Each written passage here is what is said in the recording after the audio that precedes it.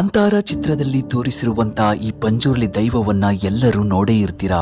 ಆದ್ರೆ ಆ ದೈವದ ಅಸಲಿ ಸತ್ಯವೇನು, ಆ ದೈವ ಎಷ್ಟು ಶಕ್ತಿಯನ್ನ ಹೊಂದಿದೆ, ಎಂತೆಂಥ ಪವಾಡಗಳನ್ನ ಮಾಡುತ್ತೆ ಅಂತ ಒಮ್ಮೆ ಕೇಳಿದ್ರೆ ನೀವು ಕೂಡ ಇಂದಿನಿಂದಲೇ ಅದರ ಭಕ್ತರಾಗ್ತೀರಾ.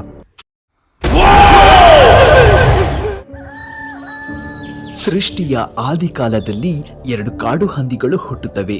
ಅವು ಬೆಳೆದು ದೊಡ್ಡವಾದ ಮೇಲೆ ಅವುಗಳು ಸಂತಾನ ಮಾಡಿಕೊಳ್ಬೇಕು ಅಂತ ಆಸೆ ಪಡ್ತವೆ. ಹೀಗಾಗಿ ಕೊಕ್ಕೆಯ ಕ್ಷೇತ್ರಕ್ಕೆ ಹೋಗಿ ಸುಬ್ರಹ್ಮಣ್ಯ ಸ್ವಾಮಿಗೆ ಭಕ್ತಿಯಿಂದ ಪ್ರಾರ್ಥನೆ ಮಾಡುತ್ತವೆ. ಆಗ ಸುಬ್ರಹ್ಮಣ್ಯ ಸ್ವಾಮಿಗೆ ಹಂದಿಗಳ ಮೇಲೆ ಕರುಣೆ ಉಂಟಾಗಿ ಸಂತಾನದ ವರವನ್ನು ಕೊಡುತ್ತಾನೆ. ಸುಬ್ರಹ್ಮಣ್ಯ ಸ್ವಾಮಿಯ ಆಶೀರ್ವಾದದಿಂದ ಹೆಣ್ಣು ಹಂದಿಗೆ ಮರಿಗಳು ಹುಟ್ಟುತ್ತವೆ. ಆಗ ಆ ಹಂದಿ ಮರಿಗಳು ತಮ್ಮ ತುಂಟತನದಿಂದ ವಿಶ್ವದ ಎಲ್ಲೆಡೆ ಓಡಾಡೋಕೆ ಶುರು ಮಾಡ್ತವೆ. ಹೀಗಿರುವಾಗ ಶಿವ ಮತ್ತು ಪಾರ್ವತಿಯು ತಮಗಾಗಿ ಸುಂದರವಾದ ಒಂದು ಹೂವಿನ ತೋಟವನ್ನು ನಿರ್ಮಿಸಿಕೊಂಡಿರುತ್ತಾರೆ. ಆ ಹೂವಿನ ತೋಟವನ್ನು ಅವರು ತುಂಬಾ ಇಷ್ಟಪಡುತ್ತಿರುತ್ತಾರೆ. ಅದೇ ತೋಟದ ಹತ್ತಿರ ಈ ಹಂದಿ ಮರಿಗಳು ಹೋಗ್ತವೆ. ಅವುಗಳಲ್ಲಿ ಒಂದು ಹಂದಿ ಮರಿಯು ಶಿವನ ಪ್ರಿಯವಾದ ತೋಟದ ಒಳಗಡೆ ಹೋಗಿ ಆ ತೋಟವನ್ನ ಸ್ವಲ್ಪ ಮಟ್ಟಿಗೆ ಹಾಳು ಮಾಡಿಬಿಡುತ್ತೆ. ಆಗ ಆ ಹಂದಿ ಮರಿಯ ಮುದ್ದಾದ ಮುಖವನ್ನು ಕಂಡು ಪಾರ್ವತಿಯು ಅದನ್ನು ತುಂಬ ಇಷ್ಟಪಟ್ಟು ಆ ಹಂದಿ ಮರಿಯನ್ನು ಅರಮನೆಗೆ ಕರೆದುಕೊಂಡು ಹೋಗಿ ಸಾಕ್ತಾರೆ. ತುಂಬ ಪ್ರೀತಿಯಿಂದ ಬೆಳೆಸ್ತಾರೆ. ಆದರೆ ಆ ಹಂದಿ ಮರಿಯು ಮತ್ತೊಮ್ಮೆ ಶಿವನ ಹೂದೋಟಕ್ಕೆ ಹೋಗಿ ತೋಟವನ್ನು ನಾಶ ಮಾಡಿ ಬಿಡುತ್ತೆ.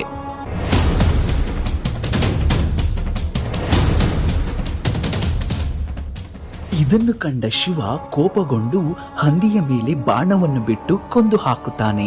ಈ ವಿಷಯ ತಿಳಿದ ಪಾರ್ವತಿ ದೇವಿ ಅಲ್ಲಿಗೆ ಓಡೋಡಿ ಬಂದು ಶಿವನು ಆ ಹಂದಿಯನ್ನು ಕೊಂದಿರುವುದನ್ನು ಕಂಡು ತುಂಬ ಸಂಕಟ ಪಡುತ್ತಾಳೆ.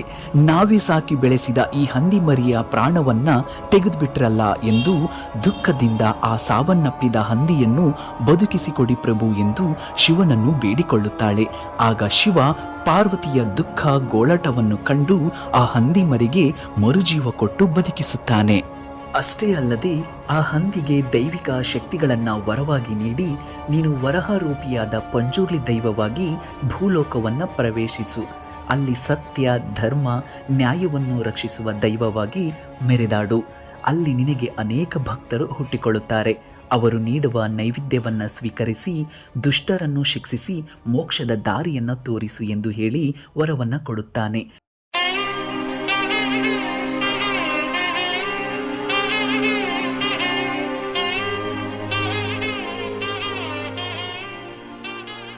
ಪಂಜುರ್ಲಿ ದೈವವು ತುಳುನಾಡಿನ ಬಹುಪಾಲು ಮನೆಗಳಲ್ಲಿ ಪೂಜಿಸುವಂತ ಪವಿತ್ರ ದೈವವಾಗಿದೆ.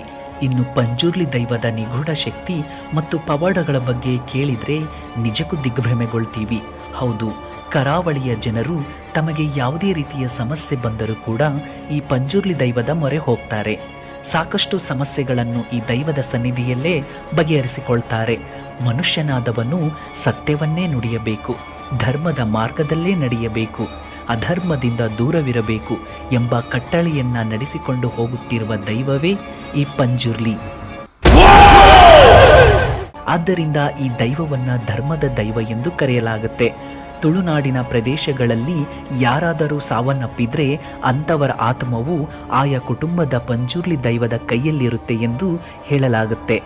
ಸಾಮಾನ್ಯವಾಗಿ ಕುಟುಂಬದಲ್ಲಿ ಯಾರ ಮೇಲಾದರೂ ಪ್ರೇತಾತ್ಮಗಳ ಬಾಧೆಯಾದರೆ, ಅಂದರೆ ಯಾವ ವ್ಯಕ್ತಿಯ ಮೇಲಾದರೂ ಪ್ರೇತಾತ್ಮಗಳು ಅಥವಾ ಪಿಶಾಚಿಯ ಪ್ರಭಾವ ಇದ್ದರೆ ಮೊದಲು ಅದರ ಬಗ್ಗೆ ಪಂಜುರ್ಲಿ ದೈವದ ಹತ್ತಿರ ಕೇಳುವಂಥ ಕ್ರಮವಿದೆ.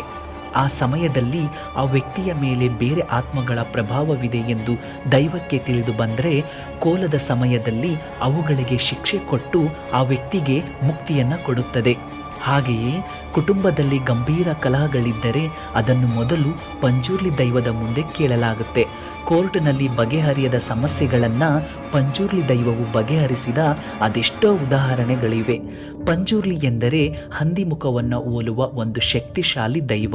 ಈ ಪಂಜುರ್ಲಿ ಪದದ ಅರ್ಥ ಎಳೆಯ ಕಾಡು ಹಂದಿ ಎಂಬುದಾಗಿರುತ್ತೆ.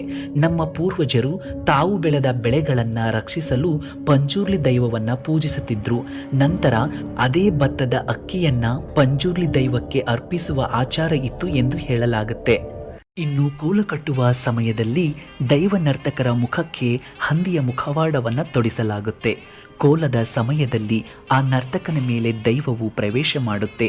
ಆಗ ಆ ನರ್ತಕ ಹೇಳುವ ಪ್ರತಿಯೊಂದು ಮಾತು ನಿಜವಾಗುತ್ತೆ, ಅದೆಲ್ಲವೂ ಸತ್ಯವೆಂದು ಹೇಳಲಾಗುತ್ತೆ.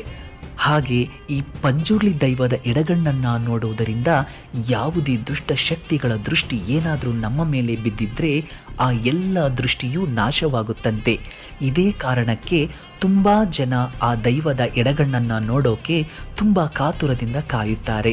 ಪಂಜುರ್ಲಿ ದೈವದ ಎಡಗಣ್ಣನ್ನು ನೋಡೋದ್ರಿಂದ ನಾವು ಜೀವನದಲ್ಲಿ ಅಭಿವೃದ್ಧಿಯಾಗುತ್ತೇವೆ ಅನ್ನೋ ನಂಬಿಕೆ ಇದೆ.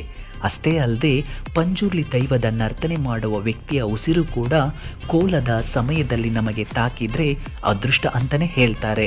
ಯಾಕಂದರೆ ಅದರಿಂದ ಅನೇಕ ಸಮಸ್ಯೆಗಳು ನಿವಾರಣೆಯಾಗುತ್ತವೆ ಎಂಬ ಬಲವಾದ ನಂಬಿಕೆ ಇದೆ.